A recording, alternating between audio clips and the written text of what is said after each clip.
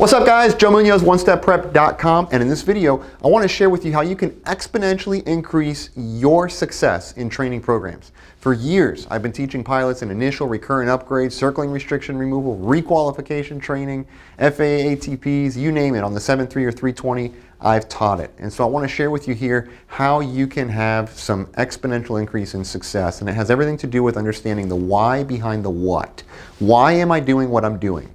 Frequently we see a lot of rote memorization happening in the classrooms. For your flows is a great example. You're just going to do this, and this in that sequence. Well, why are we doing that? Don't worry about that. Just do it in this sequence. Well, okay, I'll do it in that sequence, but I really want to know the why.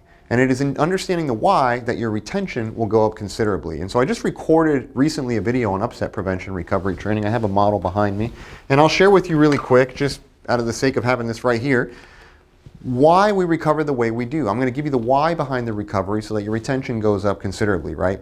Let's introduce something known as roll instability. Roll instability basically means that if this aircraft is stalled, nose high, we're stalled, it is possible that I can have one wing stalled more than the other wing.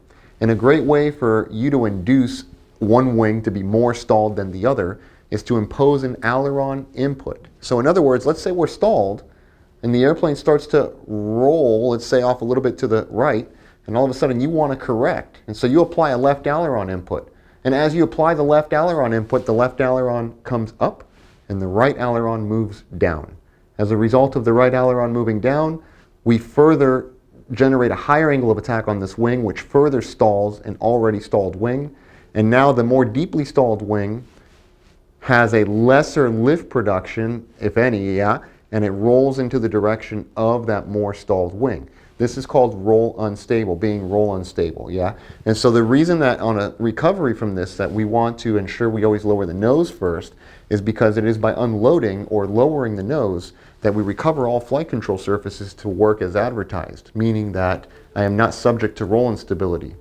Even more simple, I am not subject to imposing a left aileron input that would actually cause a right rolling tendency.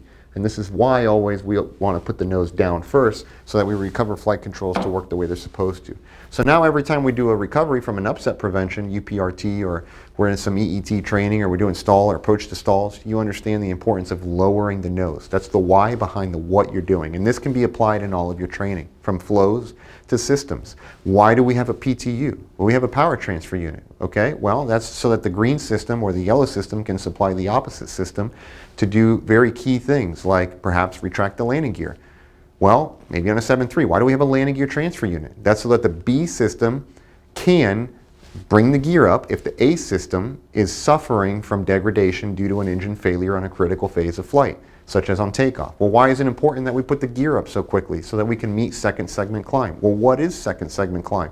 And so we go layer by layer by layer by layer. We start to unfold the onion, break it down, and understand, laying this great foundation as to what do we have installed, why do we have it installed, why is it needed, right? And we really start to dissect it. And this is what I find is missing in many training programs. It's a lot of memorization, CBT study, just do this in this sequence and that's all you need to know. And the reality of it is we don't need to build an airplane necessarily. You don't need to know where the rivets are, but certainly I would advise for you to ask the question of why are we doing things the way we're doing them, to be able to come to some degree of an answer that would boost your retention and ultimately exponentially increase your training program success.